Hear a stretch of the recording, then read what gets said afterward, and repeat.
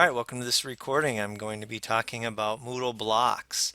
So whenever I want to make changes to my Moodle course, I have to turn the editing on. The button's over here in the top right. So when I turn editing on, I will be able to edit different things. So over here, these things on the right are called blocks. Okay, they can be docked over here on the left, or I can move them back over. So if I just happen to move them over, I would click on them and then click this square, and that moves them back over. And the order in which I move them from the left to right or right to left determines which order they go in. So here I have administration at the top. I want that to be near the top over there, so I'm going to click my block there and move it to the left. My search forums I'm going to put next, upcoming events after that, recent activity after that, navigation after that. You may want to move navigation up near the top up here. You can also delete some of these blocks if you wish.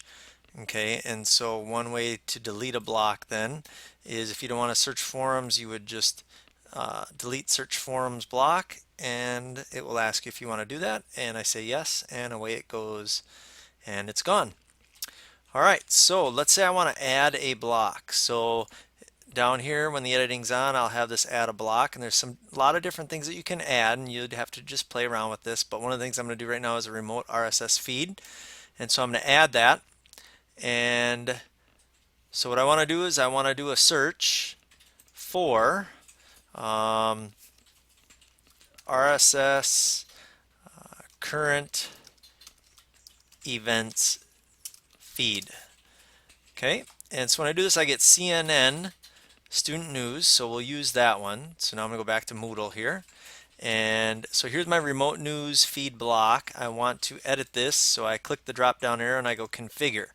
Now the first thing I need to do is I need to add my link to my RSS feed. So I'm going to add and edit feeds.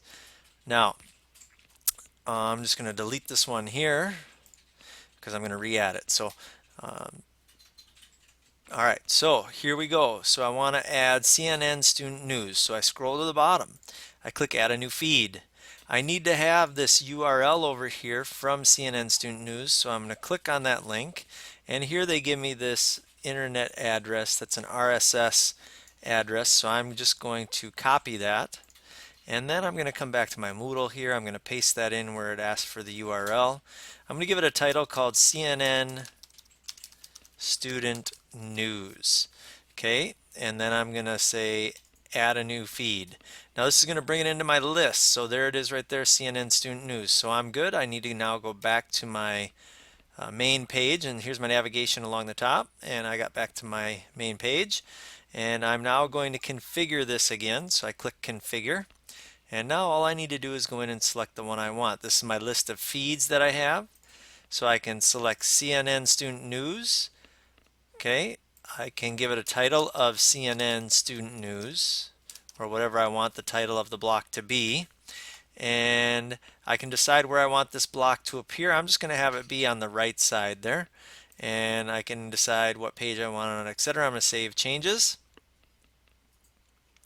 and there I see it over there. So now I have different news feeds. June 6th is the last one they made for the year, so if we click on that one, what it does is it opens up this page, and it actually then is downloading a video that you'd be able to show in your classroom if you wanted to on student news for June 6th. So as soon as that's done, then we'll open it up and see what the product looks like. And it should be coming here real soon.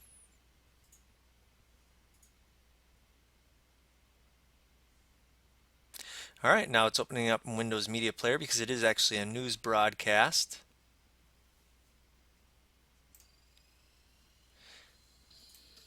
And so then you could show this to your students each day if if it was appropriate for you to do that. It's geared towards middle school and high school students. Okay. So that's how you would add a block. If I no longer want that block, I just would click on the drop down arrow. I'd go delete the student news block, and away it goes. It'll be gone as soon as I click yes.